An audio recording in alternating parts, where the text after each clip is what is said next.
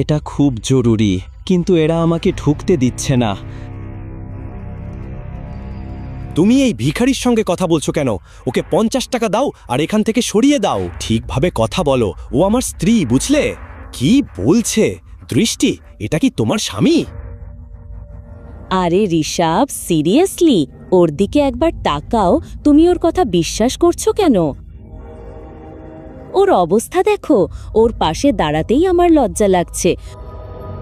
তুমি ভাবছো ও আমার স্বামী হতে পারে? হতে পারে ও দান চাইতে এসেছে। ওকে কিছু টাকা দাও আর বিদায় করো। এই লোকটা কখনোই আমার স্বামী হতে পারে না। স্যার, আমার ইউএস যাওয়ার ফ্লাইট আছে 30 মিনিটের মধ্যে। তোমার টিকিট দেখাও। স্যার, টিকিটটা ভেতরে আমার ম্যানেজারের কাছে আছে। এই যে, বেরিয়ে যাও। এটা কোনো বাস স্ট্যান্ড না, এটা এয়ারপোর্ট। কেউ এমনিই ঢুকতে পারে না। স্যার, আমি অনুরোধ করছি, আমার ইউএসএল ফ্লাইট 30 মিনিটের মধ্যে। টিকিট ভেতরে আছে। ভিখারি, তোমার জামা কাপড় নোংরা, তোমার স্যান্ডেল ফাটা, আর তুমি বলছো আধ ঘন্টার মধ্যে তোমার ইউএসএর ফ্লাইট। তুমি কখনো স্বপ্নেও প্লেন দেখেছো? আমি ভিক্ষা করছি স্যার, আমার ফ্লাইট আছে, দয়া করে আমাকে যেতে দিন। এভাবে যেতে দেওয়া হবে না, আমি অনুরোধ করছি স্যার। চলে যাও, না হলে মেরে লাল করে দেব।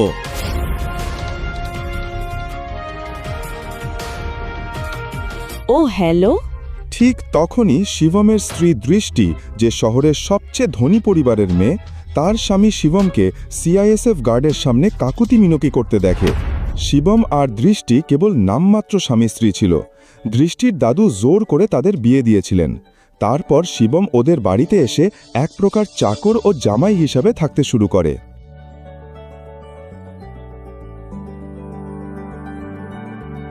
মিস্টার ভিখারি, তুমি এখানে কি করছো? তুমি জানো তো আমার গুরুত্বপূর্ণ ইনভেস্টররা এখানে আসছেন। আমি তাদের স্বাগত জানাতে এসেছি। আমি এখানে কোনো নাটক চাই না। তাই তুমি যেটার জন্য এখানে এসেছিলে সব ফেলে দাও এবং এখান থেকে চলে যাও। এটা খুব জরুরি, কিন্তু এরা আমাকে ঢুকতে দিচ্ছে না। দয়া করে আমাকে সাহায্য করো। তুমি এত সাহস কোথা থেকে পেলে? আমাকে ছোঁয়ার কথা কল্পনাও করো না। তোমাকে আমেরিকা যেতে হবে? আমেরিকার বানান বলো একবার। তুমি কি আদৌ আমেরিকার বানান জানো? কে সেই বোকা যে তোমার জন্য আমেরিকার টিকিট বুক করেছে? শিবম, যে একজন সাধারণ ছেলে এবং রাস্তার ধারে খাবার বিক্রি করে, তার সঙ্গে আমেরিকার কি সম্পর্ক? অফিসে যাও। আমি ইনভেস্টরদের নিয়ে অফিসে যাচ্ছি। ওদের জন্য সকালের খাবারটা রেডি করে রেখো। কোনো ঝামেলা করার আগে একবার ভাবো, না হলে দেশ ছাড়ার তো প্রশ্নই ওঠে না। এই শহর আর তোমার ঘর ছাড়ার আগেও 100 বার ভাবতে হবে। আমি তোমার জীবনটা আরও দুর্বিষহ করে তুলব। এটাই আমার শেষ বার্তা। এটা খুব জরুরি। ঠিক তখনই দৃষ্টির বিজনেস পার্টনার ঋষভ তাকে জিজ্ঞেস করল, তুমি এই ভিখারির সঙ্গে কথা বলছো কেন? ওকে 50 টাকা দাও আর এখান থেকে তাড়িয়ে দাও। ঠিকভাবে কথা বলো, ও আমার স্ত্রী, বুঝলে? কি বলছে ও? দৃষ্টি, এটা কি তোমার স্বামী? ঋষভের এই প্রশ্ন শুনে দৃষ্টি কয়েক সেকেন্ডের জন্য চুপ করে যায়, কিন্তু তারপর অনেক সাহস নিয়ে এসে জবাব দেয়, আরে ঋষভ, সত্যি বলছি, ওর দিকে একবার তাকাও। তুমি ওর কথা বিশ্বাস করছো কেন? ওর অবস্থা দেখো, ওর পাশে দাঁড়াতেই আমার লজ্জা লাগছে। তুমি ভাবছো ও আমার স্বামী হতে পারে? হতে পারে ও দান চাইতে এসেছে। ওকে কিছু টাকা দাও আর বিদায় করো। এই লোকটা কখনোই আমার স্বামী হতে পারে না। শিবম প্রথমবার দৃষ্টিকে শহরের হাসপাতালেই দেখেছিল, যখন সে তার মা মৃণালের চিকিৎসার জন্য সেখানে গিয়েছিল। একজন ধনী মেয়ে, যার যা কিছু দরকার সব কিছু আছে, তবুও সে তার সমস্ত বিলাসিতা ছেড়ে প্রতিদিন ক্যান্সার রোগীদের সঙ্গে সময় কাটাত। দৃষ্টি সমস্ত রোগীদের জড়িয়ে ধরত এবং রোগীরাও দৃষ্টিকে ভালোবাসা দিত। তারা আশীর্বাদ দিত তাকে। আর যখন শিবম ওকে দেখেছিল, তখন তার উদারতা ওর হৃদয় ছুঁয়ে গিয়েছিল। সেই মুহূর্তেই শিবম তার হৃদয় দিয়ে ফেলেছিল দৃষ্টিকে। কে জানত, ভাগ্য একদিন সত্যিই তাদের একসাথে নিয়ে আসবে।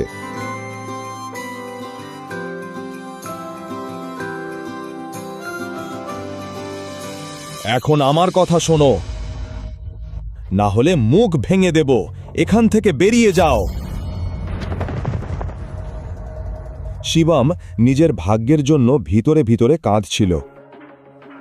ও সেখান থেকে চলে যেতে যাচ্ছিল, ঠিক তখনই একটি কালো গাড়ি এয়ারপোর্টে এসে দাঁড়ায়, যেখান থেকে শহরের সবচেয়ে বড় ব্যবসায়ী নিতিন রায়জাদা বেরিয়ে আসেন। তার চোখ সরাসরি শিবমের উপর পড়ে এবং ওকে দেখেই তিনি ওর দিকে দৌড়ে যান। শিবম, আপনি? স্যার, আপনি আমাকে চিনতে পেরেছেন? মিস্টার রায়জাদাকে চেনে না এমন কেউ ছিল না, কিন্তু ওনাকে শিবমের সঙ্গে কথা বলতে দেখে দৃষ্টি এবং ঋষভ দুজনেই অবাক হয়ে যায়। এমন বড়লোক লোকটা ওই ভিখারিকে কিভাবে চিনতে পারে? আমিও সেটাই ভাবছি। মিস্টার রায়জাদা প্রায় 5,000 কোটি টাকার সম্পত্তির মালিক, তাহলে উনি ওই ভিখারির সঙ্গে কথা বলছেন কেন? নিশ্চয়ই ও ওনার ড্রাইভার হবে। হ্যাঁ, এসো, তাড়াতাড়ি এসো।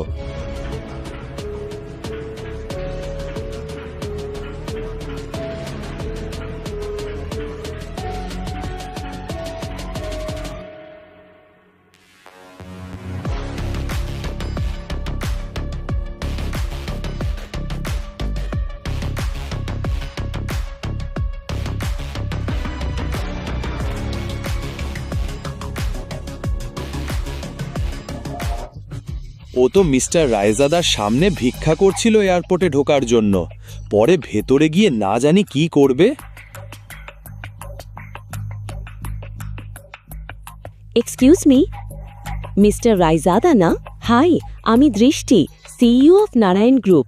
দয়া করে খারাপ মেনেবেন না, কিন্তু আমি জানতে চাইছিলাম আপনি যে লোকটার সঙ্গে কথা বলছেন তাকে আপনি কিভাবে চেনেন? ওকে দেখে তো একেবারে ভিখারি মনে হচ্ছে। আপনি ওকে কিভাবে চেনেন? আপনি বলছেন মিস্টার শিবম? আপনি কি মজা করছেন? আপনি মিস্টার শিবমকে ভিখারি বলছেন? মনে হচ্ছে আপনি মার্কেটে নতুন ম্যাডাম, না হলে এমন বাজে কথা বলতেন না। যাই হোক, আমি যাচ্ছি।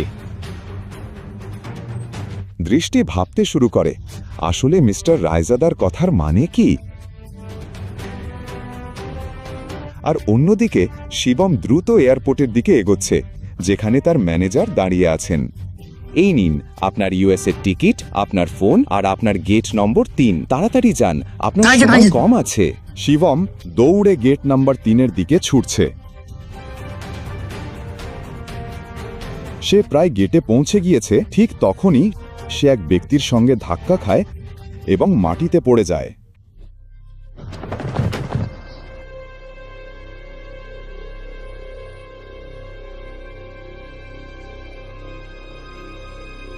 স্যার, আপনি ঠিক আছেন? তুমি কি অন্ধ?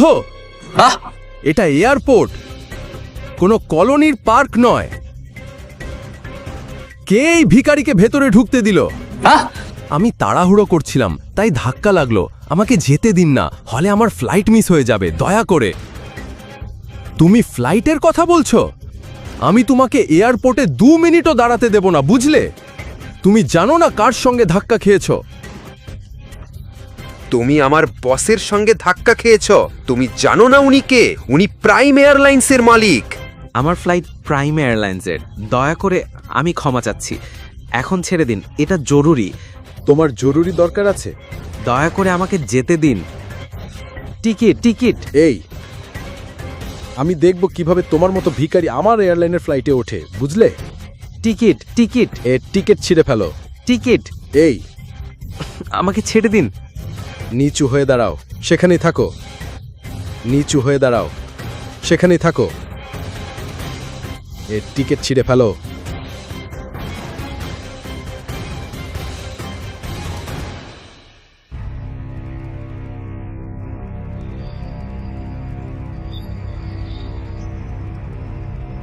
সাবধান হয়ে থেকো, বুঝেছো? চলো বেরিয়ে পড়ো। যখন ও শিবমের ইউএস টিকিট 4 টুকরো করে ছিঁড়ে ওর মুখে ছুঁড়ে দেয়, ঠিক তখনই শিবম রেগে গিয়ে সমস্ত দেহরক্ষীদের মাটিতে ফেলে দেয়।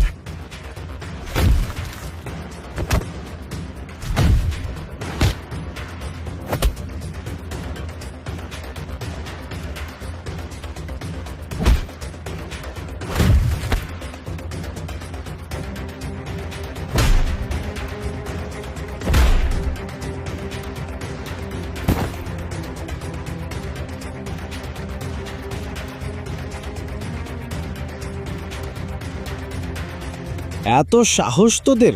কে তোর আমার টিকিট ছিঁড়ে ফেলার? শুধু একটা এয়ারলাইনের মালিক হয়ে নিজেকে রাজা ভাবছিস? আগামী 10 মিনিটে আমি তোকে শেষ করে দেব, বুঝেছিস? এই ছেলে আমাকে 10 মিনিটে শেষ করে দেবে? তোর খুব অহংকার, তাই না? আয়, আমি এখানেই দাঁড়িয়ে আছি, দেখি তো কি করতে পারিস। এরকম অনেককে দেখেছি আমি। হ্যালো, শুনুন আমার কথা। ইয়াং মাস্টার, এই পাশে।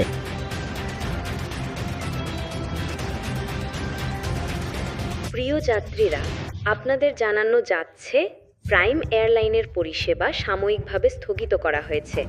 আমরা এই অসুবিধার জন্য আন্তরিকভাবে দুঃখিত। সমস্ত যাত্রীদের অনুরোধ করা হচ্ছে আমাদের হ্যালো। অফিসিয়াল ওয়েবসাইট এই, অথবা হেল্পলাইনে যোগাযোগ অথরিটি। করে তথ্য সংগ্রহ অথরিটি। করুন। অথরিটি, আমার অনুমতি ছাড়া, কোনো নোটিশ ছাড়াই এই ঘোষণা কেন হচ্ছে? স্যার, ওপর থেকে তৎক্ষণাৎ নির্দেশ এসেছে। নির্দেশ? আপনার লাইসেন্স বাতিল করার। কি বলছো? প্রাইম এয়ারলাইন্স এখন ব্যান হয়েছে। আপনি যদি কিছু বলতে চান পরে বলবেন। হ্যালো, আমাদের হ্যালো। অফিসিয়াল ওয়েবসাইট অথবা হেল্পলাইনে যোগাযোগ করে তথ্য সংগ্রহ করুন। আমি তো বলেছিলাম 10 মিনিটের মধ্যে তোমাকে শেষ করে দেব। প্রিয় যাত্রীরা, তোমার এয়ারলাইন আপনাদের ব্যান করিয়ে জানানো দেব। যাচ্ছে, প্রাইম এয়ারলাইনের তোমাকে রাস্তায় নিয়ে পরিষেবা আসব। সাময়িকভাবে স্থগিত তুমি করা একজন হয়েছে। সাধারণ মানুষ। আমরা এই অসুবিধার জন্য তুমি কিভাবে এটা করতে আন্তরিকভাবে পারো? দুঃখিত। সমস্ত আমি যাত্রীদের কোটিপতি অনুরোধ করা মানুষ। হচ্ছে, আমার আমাদের এয়ারলাইন অফিসিয়াল ব্যান করতে ওয়েবসাইট হলে অথবা প্রধানমন্ত্রীকেও হেল্পলাইনে অর্ডার যোগাযোগ পাঠাতে হয়। করে তথ্য সংগ্রহ করুন। তুমি কিভাবে এটা 10 মিনিটে একটা ফোন করে করলে? আমি তো তোমার এয়ারলাইন ব্যান করেই দিয়েছি। তুমি যে ভারতের টাকা সুইস ব্যাংকে রেখে প্রতারণা করেছো, মনে আছে?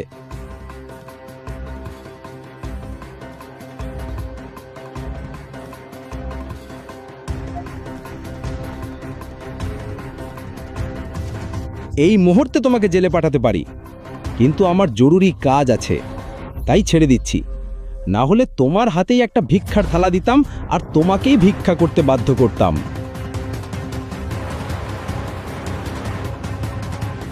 স্যার, আপনার ইউএস পৌঁছানো খুব জরুরি। আমি আপনার জন্য একটি প্রাইভেট জেটের ব্যবস্থা করে ফেলেছি। আমাদের এখনই রওনা দিতে হবে।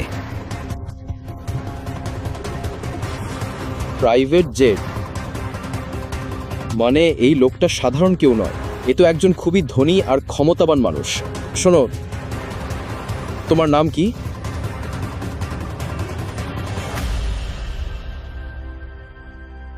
তোমার নাম কি? সরি স্যার, সরি, আমাকে মাফ করে দিন স্যার, ক্ষমা চাচ্ছি। যদি আগে জানতাম স্যার, তাহলে আমি নিজেই আপনার জন্য জেটের ব্যবস্থা করতাম। দয়া করে মাফ করে দিন স্যার, আমি আর কোনোদিন এমন ভুল করব না। আমি আর কোনোদিন এমন ভুল করব না। এখন তো তোমার এ লাইনই নেই, তুমি ভুলটাই বা কিভাবে করবে? কে এই ইয়াং মাস্টার, যিনি শহরের সবথেকে ধনী মানুষকেও মাথা নিচু করতে বাধ্য করলেন? কি তার আসল পরিচয়? সুপ্রভাত স্যার। সুপ্রভাত। স্যার, ব্যাগটা ঠিক আছে, স্যার প্লিজ দিন, আমি রেখে দিচ্ছি। ধন্যবাদ।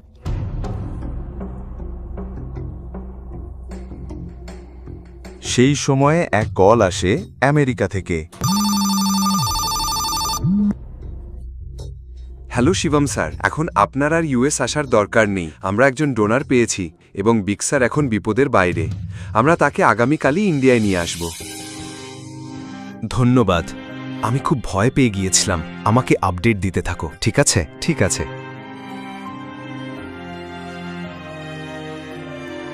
শিবম কোনো দুশ্চিন্তা ছাড়াই এয়ারপোর্ট থেকে বেরিয়ে এলো। সরাসরি তার শ্বশুরবাড়ি অর্থাৎ নারাং ম্যানশনে চলে গেল।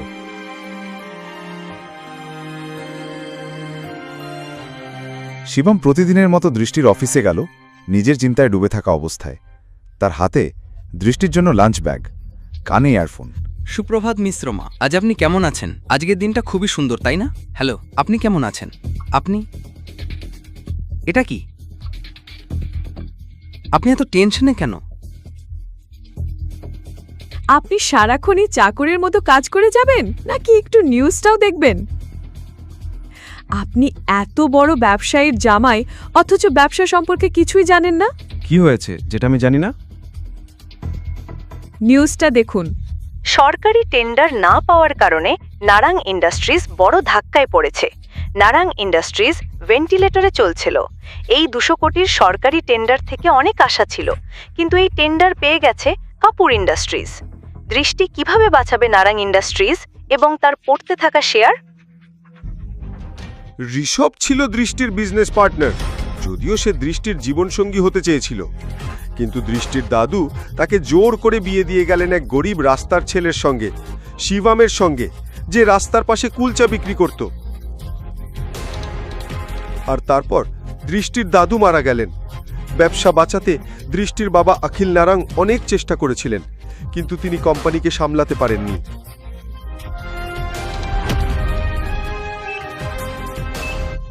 এই মানসিক চাপে তার শরীর খারাপ হয়ে যায়, লোকসান বেড়েই চলেছিল, তাই দৃষ্টিকেই দায়িত্ব নিতে হয়। যদিও চাইলে ঋষভ তার বাবার বন্ধু মিস্টার নারায়ণের সাথে কথা বলে দৃষ্টিকে সাহায্য করতে পারত, কিন্তু দৃষ্টির সঙ্গে এনগেজমেন্ট ভেঙে যাওয়ার পর সে ঠিক করেছিল সে দৃষ্টিকে আর কখনো সাহায্য করবে না। দৃষ্টি পুরো চুপচাপ বসেছিল। সে যে কোনো মূল্যে কোম্পানিটাকে বাঁচাতে চায়। আমরা টেন্ডার হারানোর পর সব ইনভেস্টর পিছিয়ে গেছে। এই ব্যালেন্স শিটটা দেখুন, আমাদের হাতে কিছুই নেই। তারা এখন আর আমাদের ওপর ভরসা করে না। এভাবে চলতে থাকলে আমাদের কোম্পানি দেউলিয়া হয়ে যাবে। না না না না না না, এটা হতে পারে না। আমি এটা হতে দিতে পারি না। এই কোম্পানি শুধুমাত্র একটি কোম্পানি নয়, দাদু অনেক কষ্ট করে এটা তৈরি করেছেন। নারং গ্রুপ অফ কোম্পানি শুধু ভারতে নয়, বিদেশেও কঠোর পরিশ্রমের মাধ্যমে প্রতিষ্ঠিত হয়েছে। দাদু এই কোম্পানিটা নিজের পরিশ্রমে সফল করেছিলেন। আমাদের একটা ভুলের জন্য বা শুধু এই কারণে যে আমরা কিছু করতে পারিনি, আমি আমার দাদুর কষ্টের ফল নষ্ট হতে দিতে পারি না। আমাদের কিছু একটা করতেই হবে।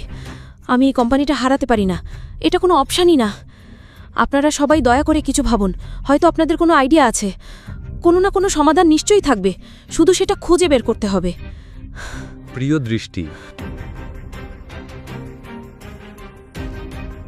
তোমার দাদুর সময় থেকেই আমাদের কিছু বিশ্বস্ত ব্যবসায়িক সঙ্গী ছিল, যাদের সঙ্গে আমরা বহুদিন ধরে ব্যবসা করতাম, কিন্তু তার মৃত্যুর পর এবং ঋষভের নির্দেশে আমরা তাদের সঙ্গে লেনদেন বন্ধ করে দিয়েছিলাম। তুমি যদি বলো, আমি তাদের সঙ্গে মার্জারের ব্যাপারে কথা বলতে পারি। না রাজা কাকা, এটা কোনো অপশন নয়। আর যেভাবে আজকের খবর বেরিয়েছে তাতে আমি মনে করি না কেউ আমাদের সাহায্য করতে পারবে। মোহিত, অন্য কোনো অপশন দেখি আমরা। এদিকে দেখি আমরা আর কি করতে পারি। রাজা মাউলি ওরফে রাজা কাকা ছিলেন দৃষ্টির দাদুর পুরনো বিশ্বস্ত লোক, কিন্তু এখন তিনি কেবল নামমাত্র কোম্পানির অ্যাডভাইজার। নারাং ইন্ডাস্ট্রিজ এবং তার পড়ে যাওয়া শেয়ার। হ্যালো, হ্যাঁ ম্যাম, আমি ফাইলগুলো নিয়ে আসছি। আমাদের বিশেষজ্ঞদের থেকে আমরা জানব নারাং ইন্ডাস্ট্রিজের ভবিষ্যৎ কি, কিভাবে দৃষ্টি বাঁচাবে নারাং ইন্ডাস্ট্রিজ এবং তার পড়ে যাওয়া শেয়ার। ভিশন।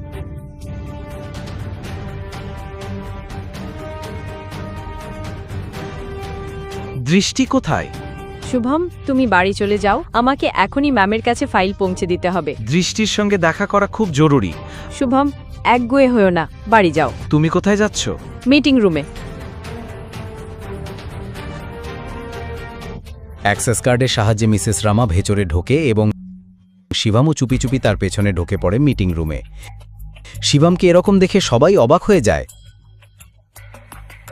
কয়েক সেকেন্ড দৃষ্টি, আমি সমস্যাটা নিয়ে কথা বলতে চাই। এই মুহূর্তে না শিবম, আমি এখন একটা গুরুত্বপূর্ণ মিটিংয়ে আছি এবং এই মিটিংটা আমার জন্য খুবই গুরুত্বপূর্ণ। প্লিজ আমাকে 5 মিনিট সময় দাও। আমার কাছে এসবের জন্য এখন সময় নেই। এই সমস্যার একটা সমাধান আছে আমার কাছে। এখানে মিটিং চলছে আর এই ফালতু লোকটা এখানে চলে এসছে। তোমার তো কোম্পানির কোনো ব্যাপারের সঙ্গে কোনো সম্পর্কই নেই, না তোমার কোনো অধিকার আছে। প্রথমত এই লোকটাকে এখান থেকে বের করে দাও, ওর জন্যই পুরো কোম্পানিটা গন্ডগোলে পড়েছে। সিকিউরিটি, সিকিউরিটি, একে এখান থেকে বের করে দাও। স্যার, স্যার আমি সামলাচ্ছি, আপনি মিটিংয়ে ফিরে যান প্লিজ। ওকে ছেড়ে দিন, আমি বলছি ছেড়ে দিন। ম্যাডাম, কিন্তু স্যার বলেছেন ওকে বের করে দিতে। ও কি চোর? ও দৃষ্টি ম্যাডামের স্বামী আর নারাং ইন্ডাস্ট্রিজের জামাই, ভুলে গেছেন? Sorry madam. ধন্যবাদ মিসেস ভার্মা। দৃষ্টি আর ওর নম্বর থেকেও আমি এত সম্মান পাই না। ধন্যবাদ। আমি তোমার সঙ্গে এই সমস্যাটা নিয়ে কথা বলতে চাই। মিসেস ভার্মা, শিবমকে অফিসের ছাদে নিয়ে এসে। শিবম, হ্যাঁ, ভেতরে তুমি কি বলছিলে? তুমি কিভাবে কোম্পানিকে এই বিপদ থেকে বাঁচাতে পারো? আমি কিভাবে কোম্পানিকে বাঁচাতে পারি সেটা এখন বলতে পারবো না। তোমার একটু সাহায্য দরকার মিসেস রামা। আমি নারাং কোম্পানির কিছু তথ্য চাই। কি তথ্য? আমি শেয়ার হোল্ডারদের ডিটেল, ইনভেস্টরদের তালিকা আর ব্যালেন্স শিটের তথ্য চাই। আজ অফিসে যা কিছু ঘটেছে তাতে কোনো স্টাফ তোমাকে সাহায্য করবে না,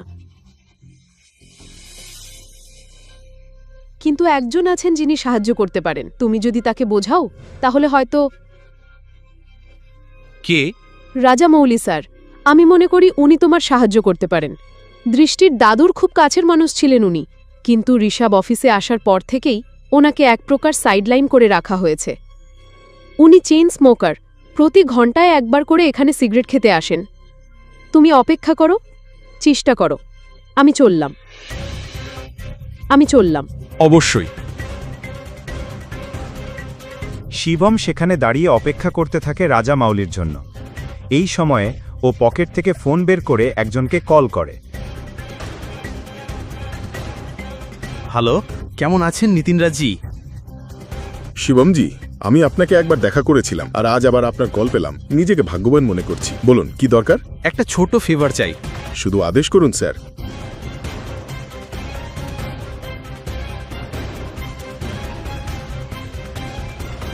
ডিটেলটা তাড়াতাড়ি দিন আর কল ব্যাক করুন।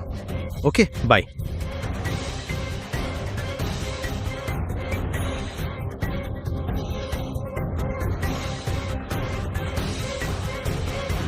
রাজা কাকা, রাইজাদা গ্রুপ আর নারাং ইন্ডাস্ট্রিজের মার্জার কেমন হবে বলে মনে হয় আপনার?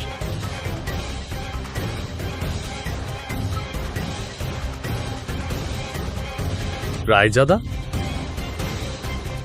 ওদের কথা তুমি কিভাবে জানলে? ওরা আমাদের পুরনো ব্যবসায়িক পার্টনার ছিল। শিবম, তুমি ওদের সম্পর্কে কি জানো? এরপর শিবম এমন কিছু বলল রাজা কাটাকে, যেটা শুনে উনি চমকে উঠলেন।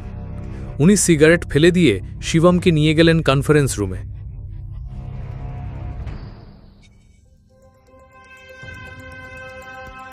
এই গরিবটা এখনো এখানেই আছে? ভাষা কন্ট্রোল করো। দৃষ্টি বেটি, আমাদের শিবম কি বলছে সেটা শোনা উচিত। ওর একটা প্ল্যান আছে। প্ল্যান? রাস্তার ছেলে। আমি এই কোম্পানিতে তোমার চেয়েও বেশি বছর কাজ করেছি। এই কথোপকথনের মাঝে দৃষ্টি গভীর চিন্তায় পড়ে যায়। তার মনে পড়ে যায় দাদুর বলা একটা কথা, দৃষ্টি বেটা, শিবম তোমার জন্য একজন ভালো জীবনসঙ্গী। আর একটা কথা মনে রেখো, যখনই তুমি বা নারাং ইন্ডাস্ট্রির সমস্যায় পড়বে, শুধুমাত্র শিবমই তোমাকে তা থেকে উদ্ধার করবে। তুমি কি বলতে চাইছো? যথেষ্ট হয়েছে। সবাই চুপ করুন প্লিজ। ঋষভ, তুমিও। এবং ভুলে যেও না, আমি এখনো এই কোম্পানির বস। ডিসিশন মেকিং পাওয়ার এখনো আমার হাতেই আছে। যা কিছু হবে সেটা আমার সিদ্ধান্তেই হবে। শিবম, তুমি বলো, তুমি কি বলতে চাও? আসো শিবম, এখানে বসো। প্রথমে আমি কোম্পানির শেয়ার হোল্ডার আর ইনভেস্টরদের ডিটেলস চাই। তারপর ব্যালেন্স শিট দেখতে হবে। তারপরেই আমি কিছু বলতে পারবো। দৃষ্টি, এটা তো একটু বেশি হয়ে যাচ্ছে। এভাবে আমরা যাকে তাকে আমাদের কোম্পানির ডিটেলস দিতে পারি না। ওকে, ল্যাপটপটা দাও প্লিজ। এটা নাও। দৃষ্টি, ইউ কান্ট। ঋষভ, ভুলে যেও না, তুমি তোমার বসের স্বামীর সঙ্গে কথা বলছো। পরের বার আদব কায়দা রেখে কথা বলো। 2 বছরে প্রথমবার শিবম দেখল দৃষ্টি ওর জন্য লড়ছে। এই কথা শুনে তার ভিতর গর্বে বুক ভরে গেল। শিবম, তুমি চালিয়ে যাও।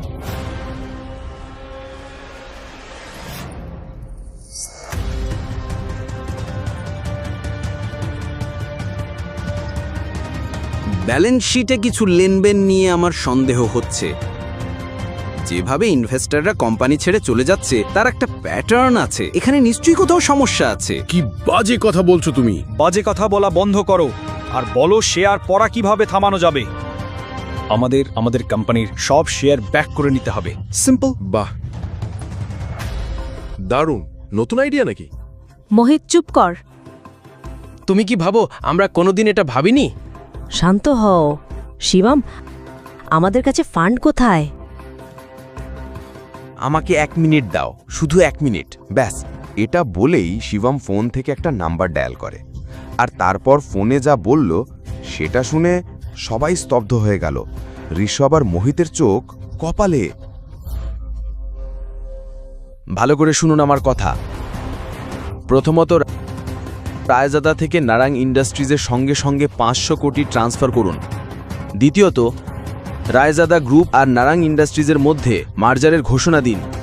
আর হ্যাঁ, শেষ কথা, কাপুর ইন্ডাস্ট্রিজের সব শেয়ার সঙ্গে সঙ্গে কিনে নিন। দৃষ্টি এত বড় বড় কথা শিবমের মুখে শুনে হতবাক হয়ে যায়। বিশ্বাসই করতে পারছিল না যে তার ঘরোয়া স্বামী নারাং ইন্ডাস্ট্রিজের মতো কোম্পানিকে এত বড় গ্রুপের সঙ্গে মার্জ করে দিয়েছে। শিবম, তুমি কে? ব্রেকিং নিউজ, এই মুহূর্তে বড় খবর আসছে। রায়জাদা গ্রুপ ঘোষণা করেছে ইন্ডাস্ট্রিজের সঙ্গে মার্জার। এই ঘোষণায় নারাং ইন্ডাস্ট্রিজ আবার তলানি থেকে শীর্ষে উঠে এসেছে। নারাং ইন্ডাস্ট্রিজের মতো একটি কোম্পানি রায়জাদা গ্রুপের সঙ্গে যুক্ত হওয়া একটি বড় ব্যাপার, এবং এটা খুবই লাভজনক প্রমাণিত হয়েছে।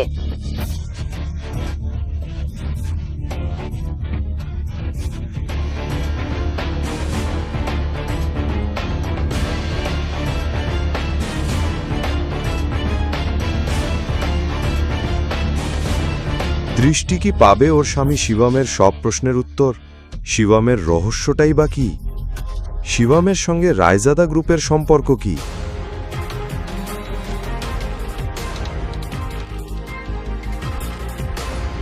একটা টাকার জন্য যিনি হাহাকার করতেন, সেই শিবম কিভাবে দেউলিয়া হয়ে যাওয়া নরং ইন্ডাস্ট্রিজকে আবার 500 কোটি টাকার সংস্থায় পরিণত করল? একজন অমূল্য মানুষ কিভাবে নরং ইন্ডাস্ট্রিজকে রায়জাদা গ্রুপের সঙ্গে মার্জ করালো? নরং ইন্ডাস্ট্রিজ দেউলিয়া হওয়ার পেছনে ঋষভের কোনো ষড়যন্ত্র ছিল কি? এই সব প্রশ্নের উত্তর পেতে হলে শুধুমাত্র পকেট এফএমে শুনুন। এখনই পকেট এফএম অ্যাপ্লিকেশন ডাউনলোড করুন, লিংক বর্ণনায় দেওয়া আছে।